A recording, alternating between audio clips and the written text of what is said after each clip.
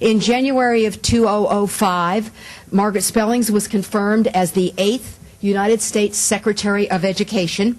Prior to her appointment, she served as President Bush's domestic policy advisor, helping in many issues, developing domestic agenda.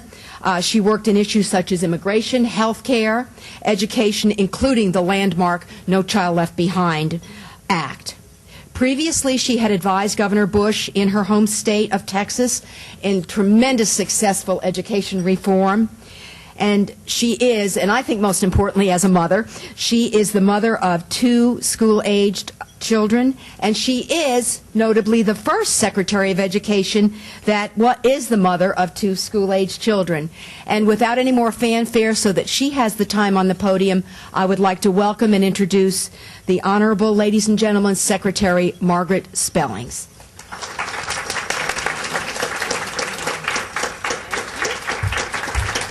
Thank you all. Oh gosh, that's nice. Thank you. Thank you, Holly. Y'all sit down. I don't want anybody touching my banana pudding at my table while I'm up here. And I mean, then that means you, Beverly. All right. Okay, thank you, Holly, for that warm welcome and kind introduction. Thank you, Brenda, for your hospitality today. Kathy Cox, my friend and colleague, and actually I have to say, okay, so here's Beverly Hall, here's Kathy Cox, here's Margaret Spellings. We've got some girl power going on here in education. Ann Hancock, thank you and your staff for coming. Dr. Crawford Lewis, you are in a high-quality crowd over there at that table, and thank you for all you're doing. I look forward to visiting your school district later on today. This is my 6th trip to Georgia as secretary. I love to come to the South. I love to see what you all are up to down here because you really are on the move. Interestingly, and of course I don't say this everywhere, the southeastern states really are some of the most aggressive reform states in the country and have the progress to show for it. And I'm proud of you. And you've got some really strong leadership down here and are working to leave no child behind. And so I'm thrilled to be here at the Georgia Public Policy Foundation. That's a shared goal that you have. I think it's right and righteous that you've made education your priority. And as the President told you all in September, you take on tough questions, you apply innovative thinking, you push for action, and you do it all without regard for politics. I wish I could do that. But anyway, I'm really thrilled to be here and to hear your input about what's going on with No Child Left Behind in education here in Atlanta.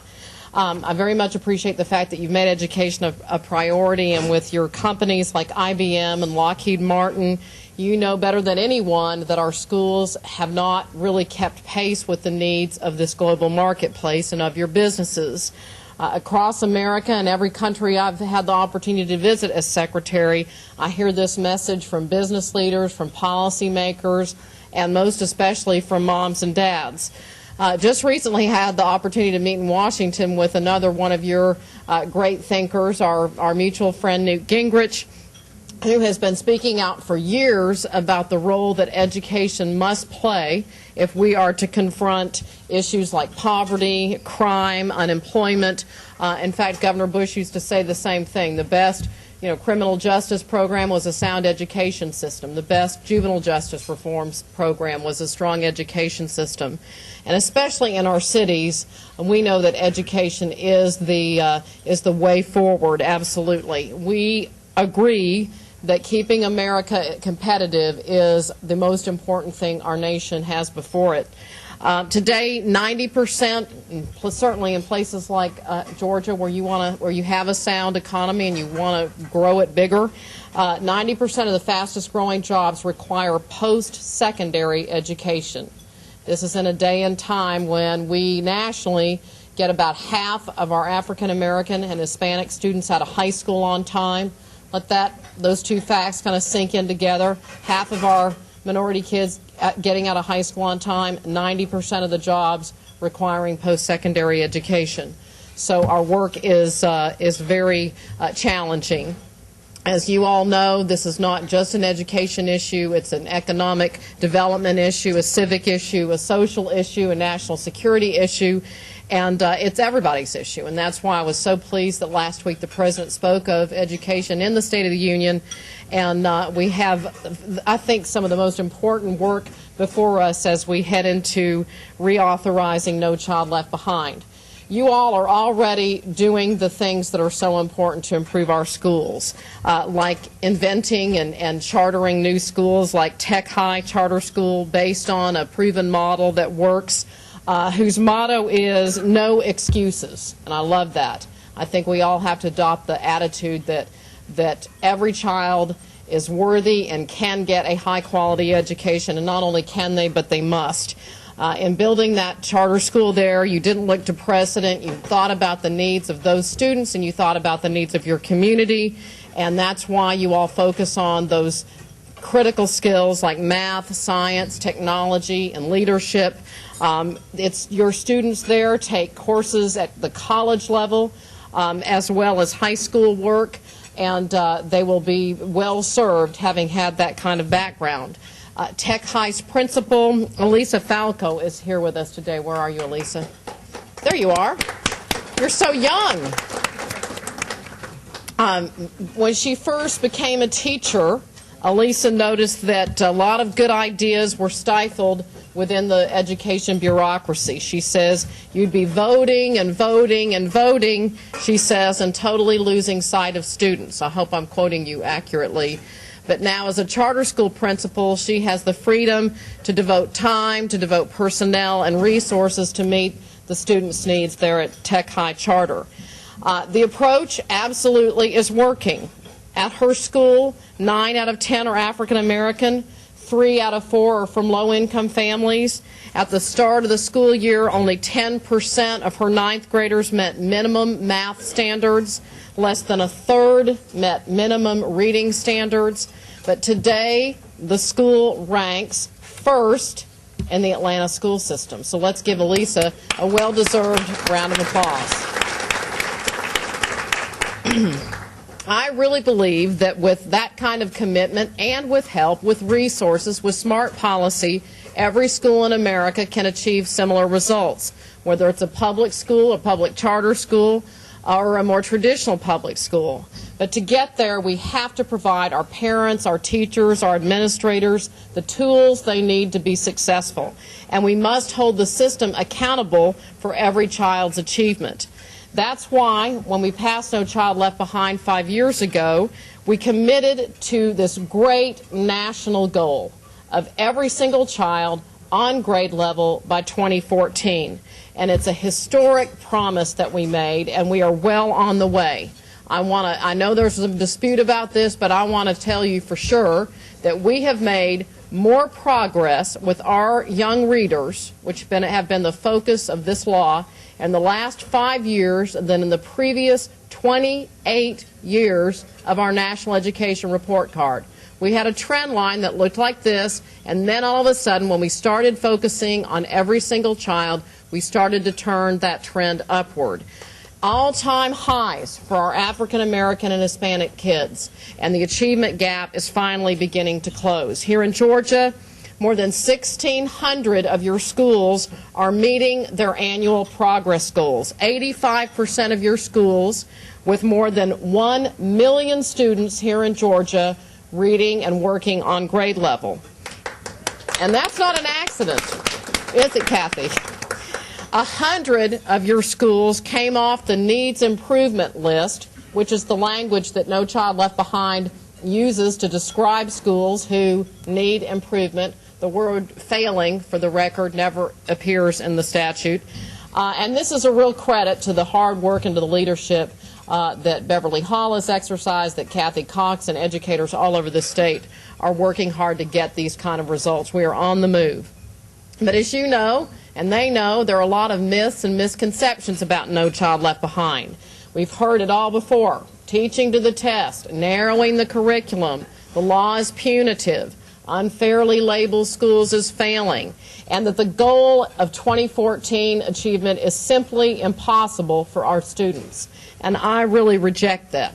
The truth is that this law is helping kids get the attention they need and deserve by providing parents and teachers with information and resources to help their students. It helps parents by giving them a more direct say in their children's education. And as I said a minute ago, this important law is up for renewal, or reauthorization, to use a Washington word, this year. And I'm counting on reformers and pioneers like you all to lead the way.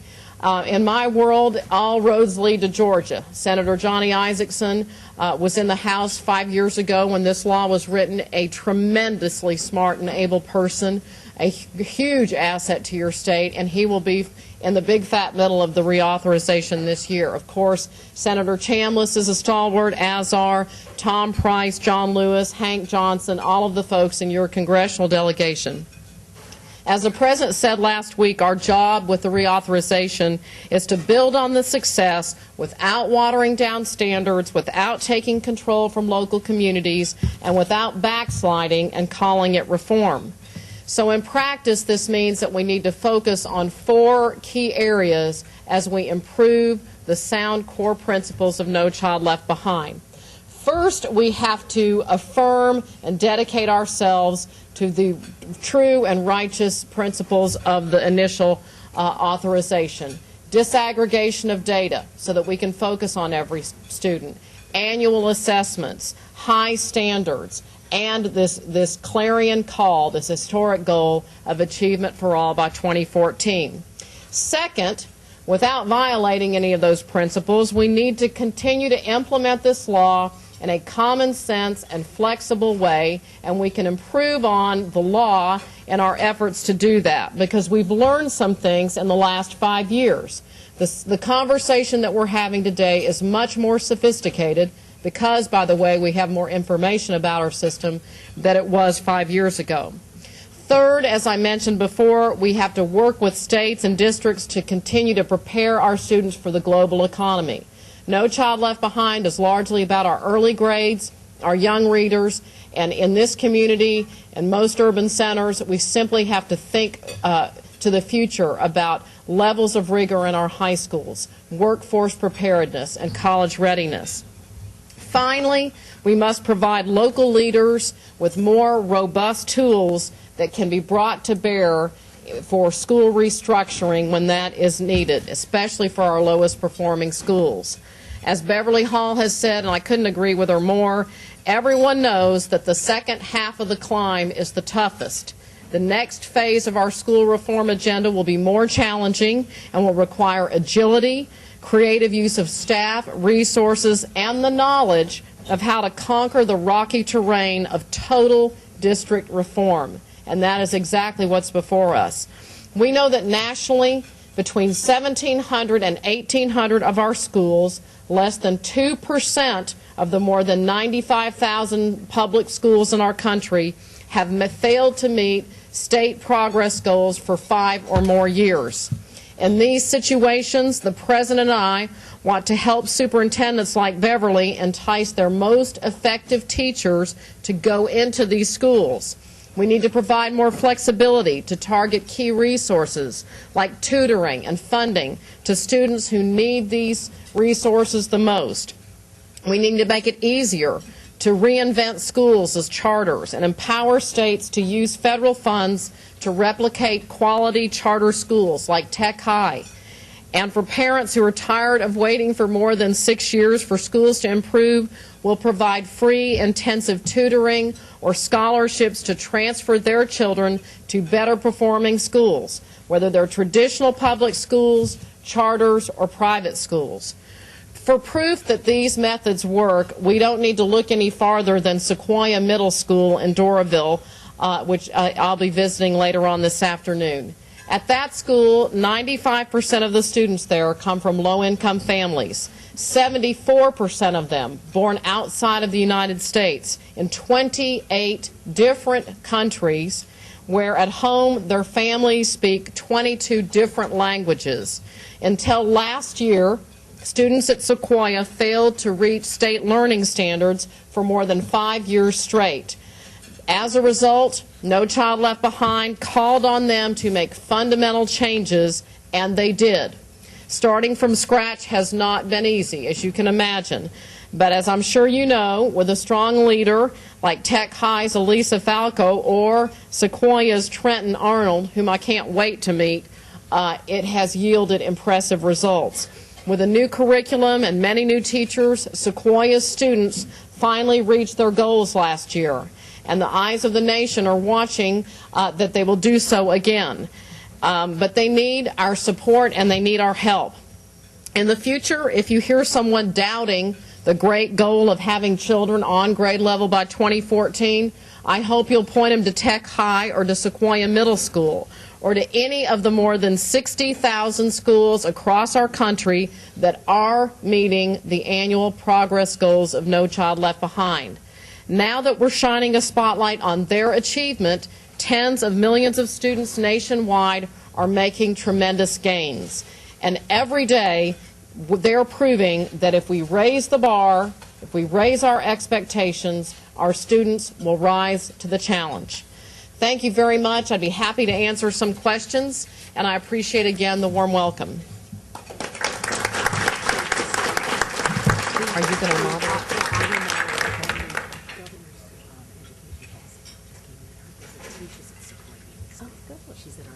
Okay, okay, good. Well, this is a small podium, but we are up here together. All right. Are there any questions for the Secretary, please? John?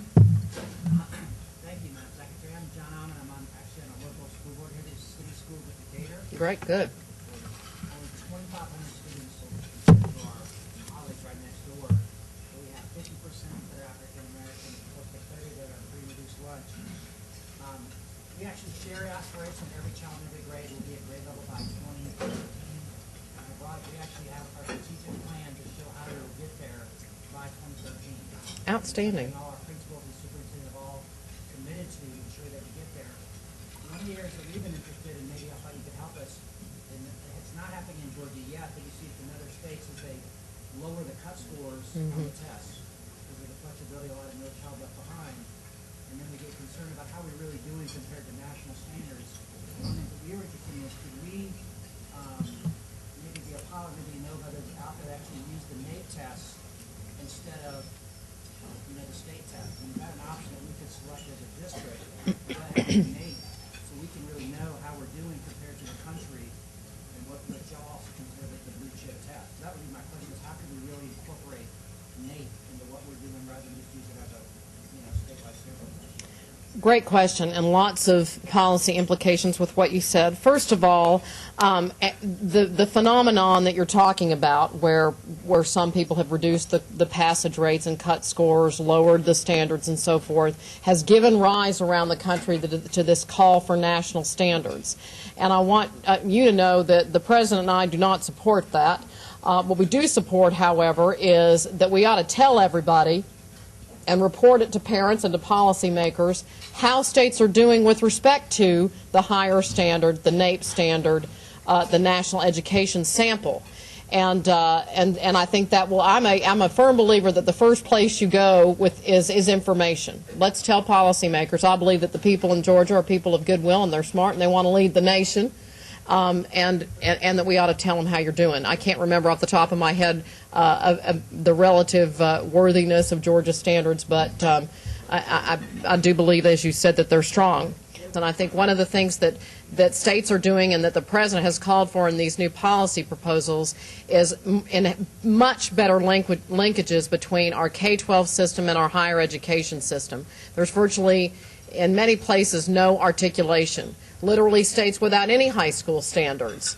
And of course, with no standards, that obviously bears no relationship to what the admissions requirements are at the state university and so forth. So we must do a better job there. One of the things that the Congress did, and very smartly in my mind, is provide about $1 billion in additional financial resources to Pell eligible students who take a rigorous course of study as determined by me.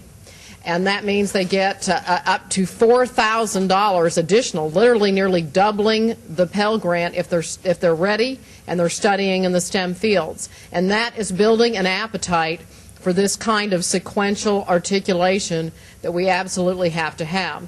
The second thing that we have to do, and this is an important part of the reauthorization, is provide more rigorous coursework in our high schools. About, less than 2/3, a little more than half of our high schools offer no advanced placement courses. You all in Georgia are good on advanced placement. You lead the national average with respect to offerings and test takers, and that's good. And I'm proud of you for doing that. You need to do more. We all need to do more, but you're off to a good start. Advanced placement, those courses are the ones that have high standards, have measurement systems attached to them, have strong teacher training, and we have to stop rationing those courses only in our most prominent high schools and make sure that students everywhere have those opportunities to take those college-ready sorts of courses as well. Great question. The most important thing that we can do, and this is with respect to subgroup accountability and really accountability generally, is start to look at what we call in Washington kind of this growth model approach, this notion that we're going to track progress over time.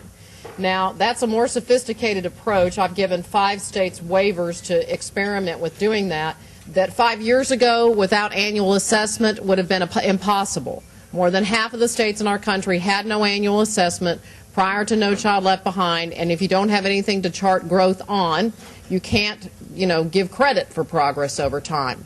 So that's one of the ways that it's going to allow us to, hold true to the Bright Line principles, grade level proficiency by 2014, but give information and credit for progress with that same cohort of learners. So this year's 3rd graders that become next year's 4th graders will follow that cohort more accurately, certainly holds promise, and is one way we can do this.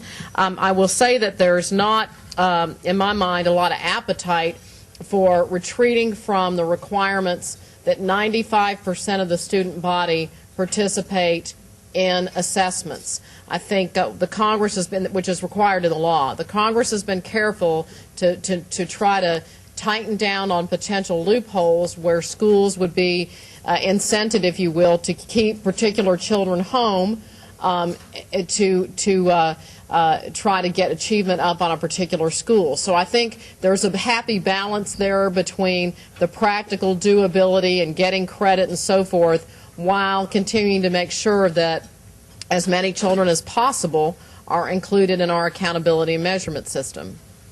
No Child Left Behind is a compact, a contract with states that says if you want to participate in the federal education program that's about 8% of the total resources for education, then on behalf of the taxpayers of the United States, these are some things that we expect. And so certainly there are states that have debated this, that Utah and others that have said, well, maybe we don't want to participate in any of these federal requirements that go with this 8% investment, and that's certainly their prerogative. When IDEA, the special education law, was initially enacted, there were many states who opted out of the law. They said, we're not going to worry about special ed students with respect to the federal requirements, and we're not going to take the federal resources that attach to that. That's the first answer.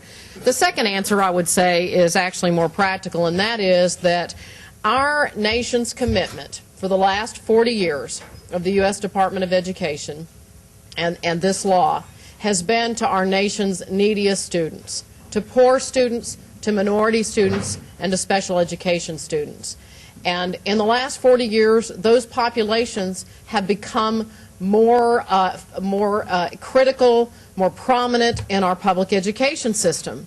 And as we look nationally, I mean, we think we're comparing with China and India and obviously all of the developed world as well. Education has become a more prominent part of those discussions, the development of human capital. And so I think it's part, our development as a country is the answer, and this sort of federalist notion that if you don't want to participate in the requirements of the law, you don't have to. But I think as a practical matter, our nation has changed, and the role of the federal government has gotten more vigorous around accountability and results for those growing student populations that are so integral to the development of our country.